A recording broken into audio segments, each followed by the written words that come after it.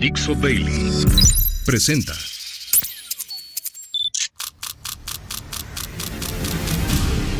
La Vuelta al Mundo en unos minutos.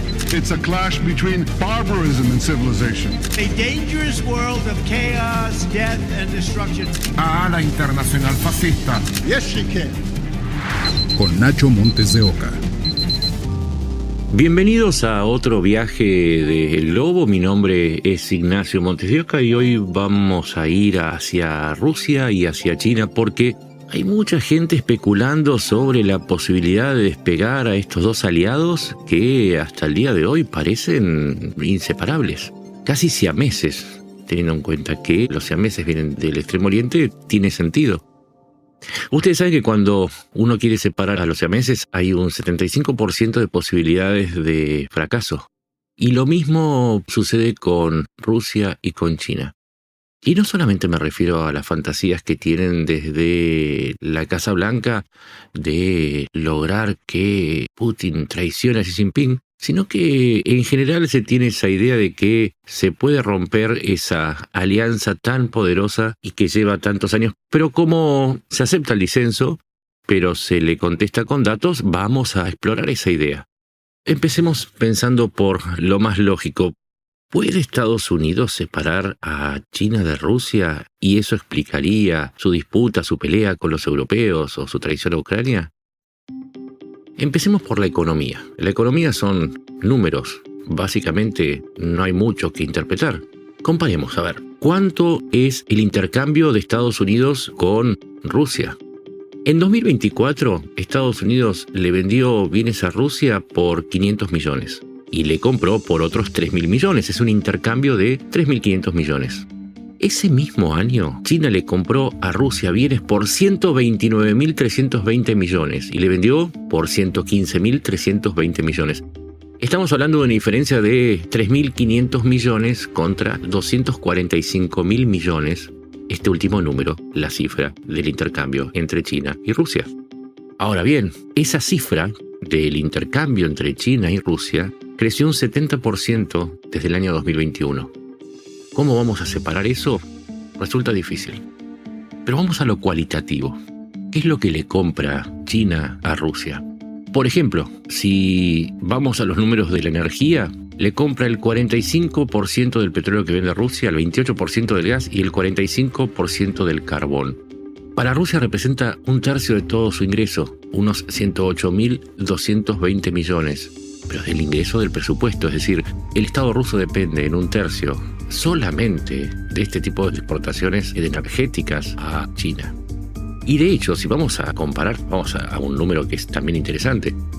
China es el destino del 26% de las exportaciones en volumen, ¿sí?, de Rusia. Pero para China Rusia no es tan importante, es apenas un 3% de su mercado externo. Digo, para establecer la diferencia entre el oso siberiano y el oso panda.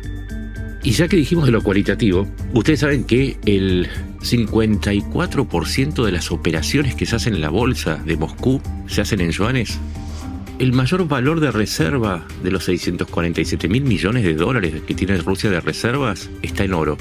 La siguiente proporción es el 12% en divisas chinas, en yuanes.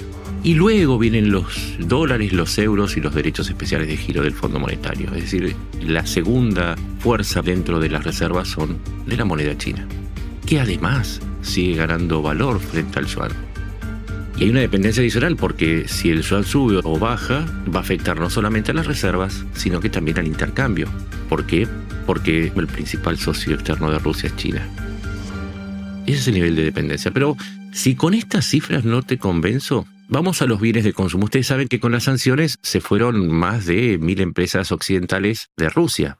¿Y qué es lo que pasó entonces? Para hacerlo más sencillo, para no marearte con cifras, todos tenemos celulares, ¿no? Entonces, miramos quiénes le venden los celulares a los rusos.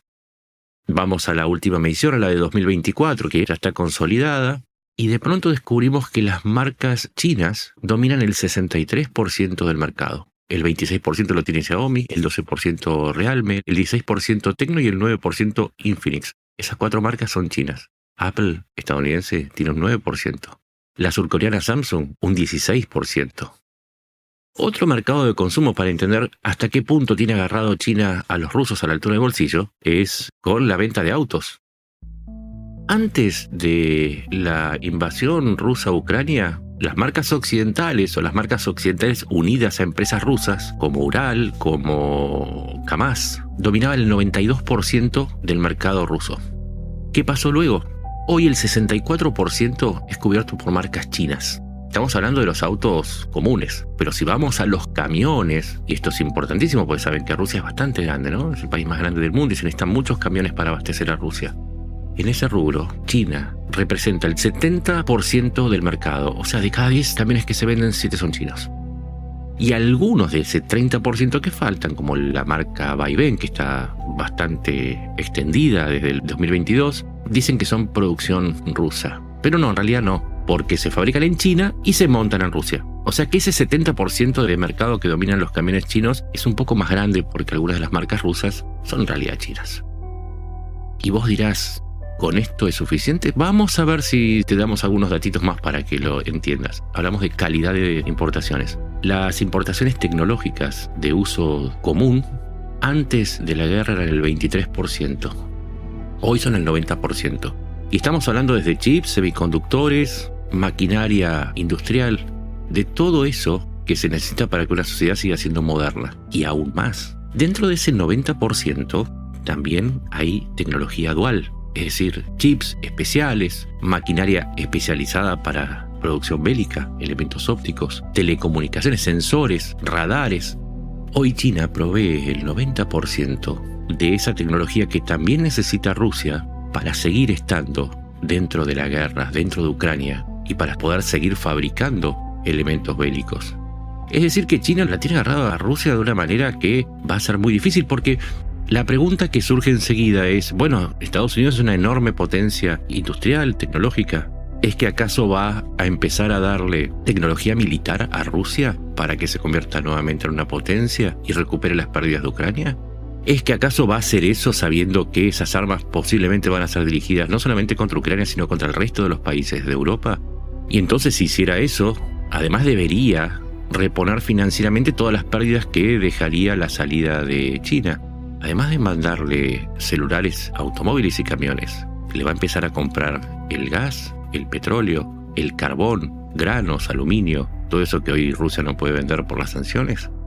Es decir, mientras Trump dice que quiere recuperar el poderío industrial de Estados Unidos y su autarquía, su autonomía económica, va a pasar a depender de las materias primas rusas, solo para obtener una alianza con Putin. Es decir, va a traicionar a sus propios empresarios para abastecerse con las materias primas rusas y a reemplazar el mercado de consumo de 660 millones de europeos con un PBI de 18 billones de dólares por 140 millones de rusos con su menor capacidad de compra, o por Rusia con 2 billones. 18 millones contra 2 billones, 660 millones de personas contra 140 millones de personas, no suena muy razonable. Y más aún porque China ya está instalado, como vimos, en el mercado de Rusia. Lo que tenemos que entender es que a veces no se trata de argumentar, sino de hacer las preguntas correctas. ¿Va a comprar el petróleo ruso y cómo lo va a llevar a Estados Unidos? China y Rusia manejan unos oleoductos y unos gasoductos por donde van esas exportaciones a China, porque tienen una frontera terrestre, una frontera común de 4.600 kilómetros de largo. Es la más larga, de hecho, junto con la de Argentina y Chile. ¿Cómo va a ser para llevar el gas y el petróleo sin incurrir en los costos mucho mayores de tener que subirlos a un barco y trasladarlos? ¿O acaso alguien me va a decir que existe una frontera terrestre que desconocemos entre Rusia y Estados Unidos? ¿Van a tirar un caño por el estrecho de Bering, uno de los sitios más remotos, con todo el costo que implicaría ir por una zona al borde del Círculo Ártico? ¿Es que en serio están preguntando si es posible llevar a Rusia hacia el lado de Estados Unidos, sacándola de la influencia china? Y otra pregunta. ¿A alguien se le ocurrió pensar que China y Rusia estuvieron en guerra? Una guerra que no fue abierta, no fue declarada, pero fue una guerra. En el año 69 hubo combates, porque claro, China y Rusia siempre fueron adversarios antes de ser aliados. ¿No se les ocurrió pensar que una alianza entre Estados Unidos y Rusia, dejando de lado a China, no provocaría que Rusia tenga que volver a colocar todas esas divisiones. Para que se den una idea, tenía 115.000 soldados estacionados de manera permanente en la frontera con China. Los pudo sacar porque hizo una alianza.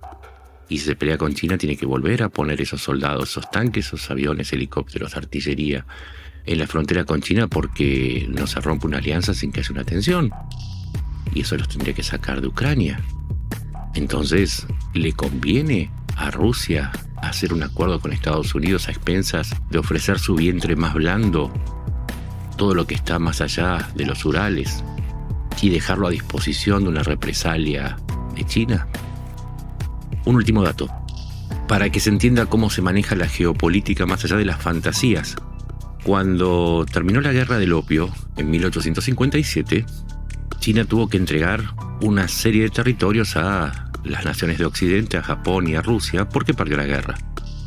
Había 26 cantones, entre los que estaban Shanghái, Hong Kong, que pasaron a manos de potencias de Occidente.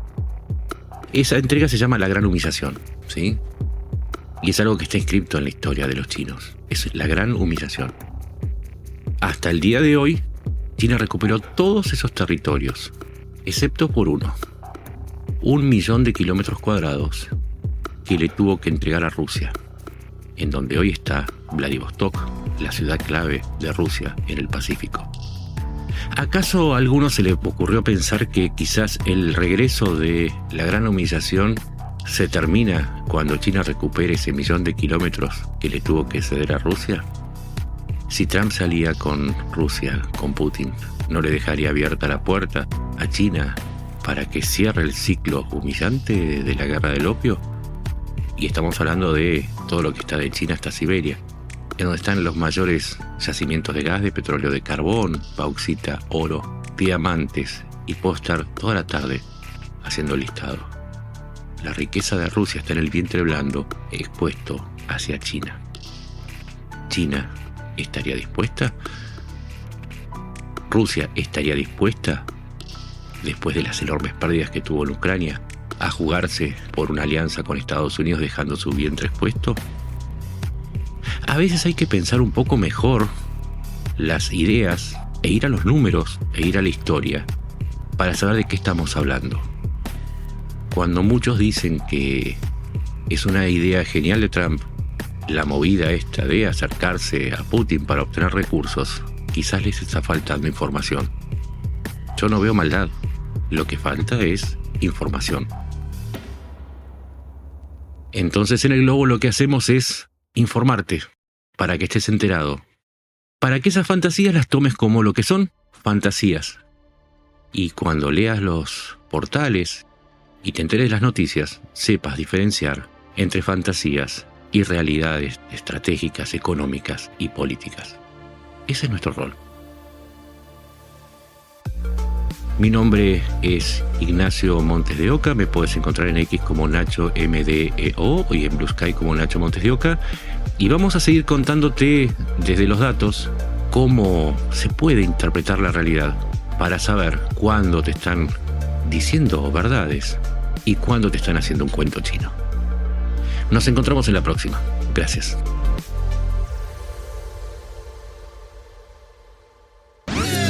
Una producción de Dixo.